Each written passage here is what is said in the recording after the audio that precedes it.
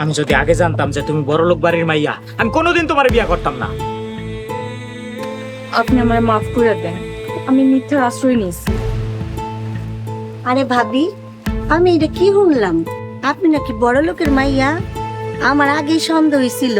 আপনি এত সুন্দর, আপনার গায়ের রং এত ফর্সা, আপনি গরিবের মাইয়া হইতেই পারেন না।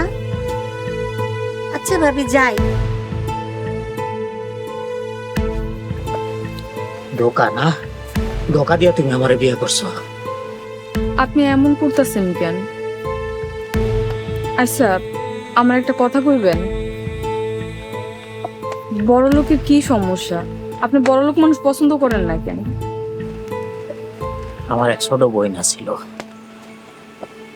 বড়লোক বাড়ির এক পোলা দেখে প্রেম করে বিয়ে করছিল।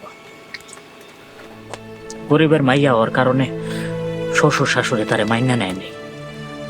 ওই বাড়িতে যাওয়ানোর পর ওই বাড়ির কাজের মাইয়াটা পর্যন্ত ওরা তারাইয়া দিছিল। বাড়ির সব কাজ ওরা দিয়া করাইতো। একটু এদিক ওদিক হইলে গায়ে হাত তুলতো, মারতো, অমানুষিক নির্যাতন করতো। এত নির্যাতন বোনটা সহ্য করতে পারে নাই, অসুস্থ হয়ে গেল। অসুস্থ হওয়ার পরে কেউ একবার খোঁজও নেয় নাই। আর আমার বোনটার চিকিৎসাটা পর্যন্ত করাইলো না। বোনটা দুঃখতে দুঃখতে মরে গেল। এরপর থেকে আমি বড় লোক একদম সহ্য করতে পারি না। আপনি বিশ্বাস করেন, আমি আপনার ধোকা দিতে চাই নাই। আপনি ধনী পছন্দ করেন না, তাই আমি গরিব সাজছি। আপনার আমি সত্য কথা কইতে চাইছি।